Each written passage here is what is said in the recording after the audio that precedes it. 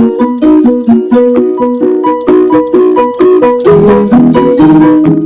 the past 2.5 decades, India has firmly positioned itself as a global hub for knowledge-based industries. What began as an offshore base for shared service and IT support in the late 1990s has evolved into a powerful engine of innovation, strategy, and global transformation. I'm Clement, and having experienced the growth of GCCs firsthand while building learning and development functions at various GCCs, it is indeed a proud moment for corporate India. As global capability centers continue to exponentially grow, they are also facing several issues.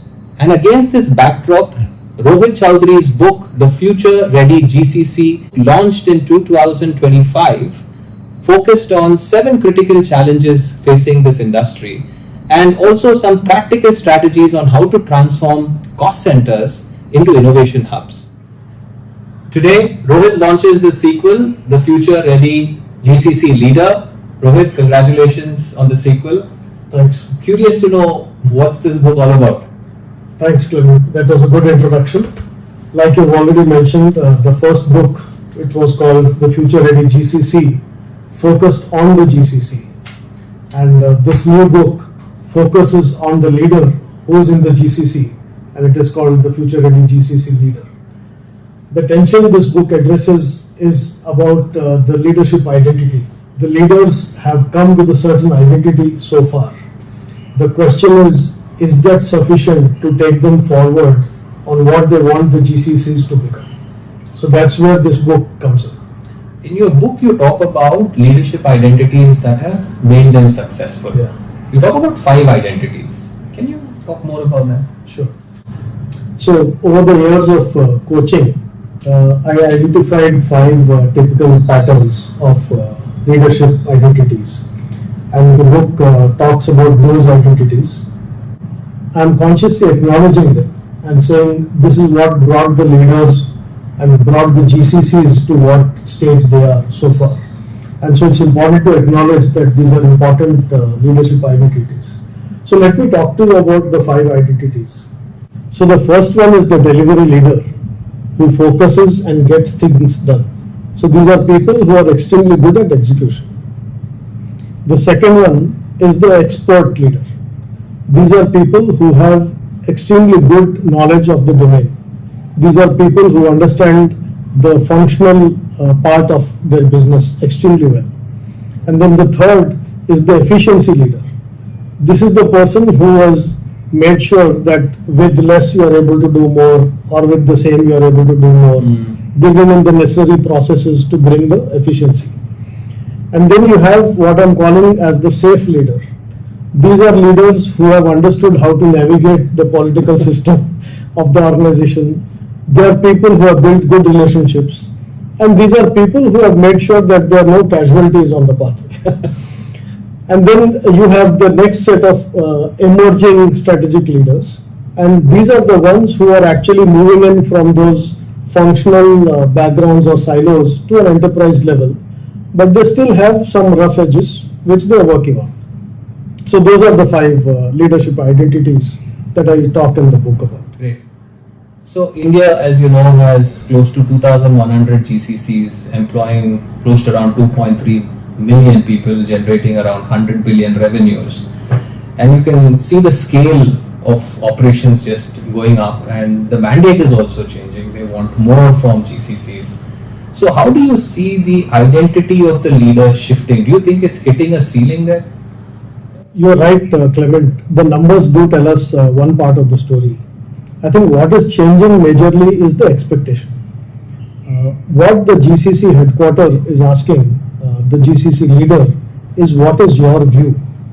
What are you advocating for? Because the GCC leader has a panoramic view of all that exists and co-located at the GCC, and they have a specific insight which probably the people sitting at the headquarters do not have, and that is what they want to understand.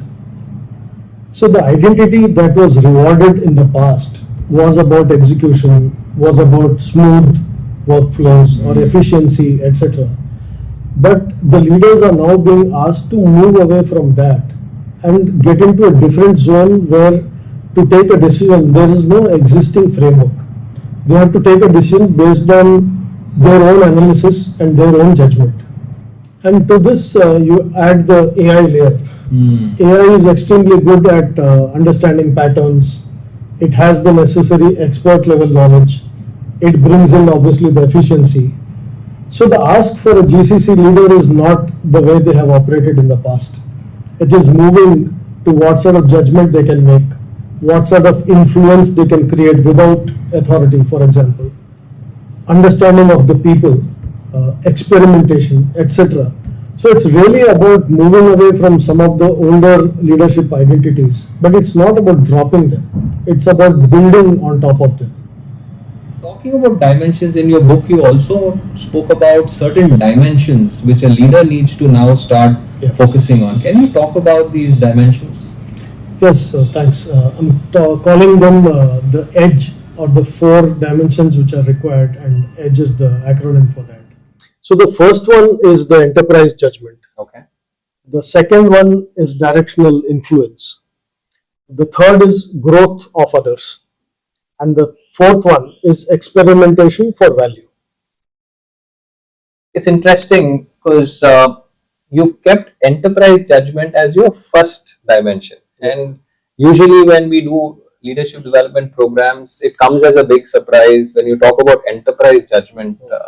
So why did you select enterprise judgment as the first dimension? Good one.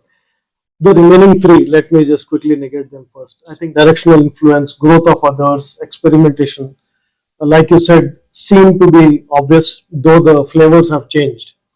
But enterprise judgment is the most critical one, because the need for people to move, or the leaders to move from their legacy functional background or the silos that they have been in to an enterprise level of mindset.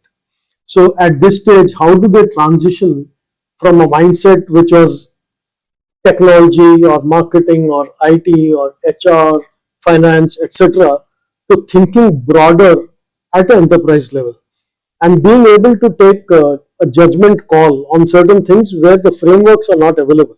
It's entirely new. Everybody is as good as you. So you have to take a call based on your conviction and what are you advocating for. And hence enterprise judgment is really the key one. True, and many organizations are struggling with this mindset shift where they want leaders to now start looking at a firm-wide lens and using a firm-wide lens. So I think it makes sense. What about the second dimension, which is also quite interesting, which is more of direction? Yeah, so the directional influence again has 2 parts to it. I've realized from a lot of coaching experiences and training experiences that it's critical for leaders, and really what differentiates a leader is the vision. Their ability to think ahead, the company or the organization or the team, where does it need to head in the next 3 years, 5 years? Do they have a vision and a direction? I think that's very important, to have a point of view and where do you want things to go, and using that to influence, whether it is your team members, stakeholders, reporting managers, customers, clients, internal clients, etc. So directional influence is very critical because you need to have a vision, a point of view, and leveraging that to influence people. Yeah, which reminds me of a very famous quote where John Maxwell said that leadership is influence, nothing less, nothing more. And also, I'm very curious to know about how do you know what's your identity? Is there an assessment, or is there a way for a leader to know what is their existing identity and their aspiring identity? Absolutely. I've got an assessment created which is available online for people to take. It's maybe a 10 to 12 minute assessment which can actually give you 2 parts of insights.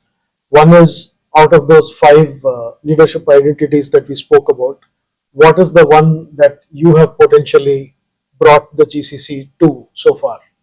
So what is the one which is predominant over there for you as a leader?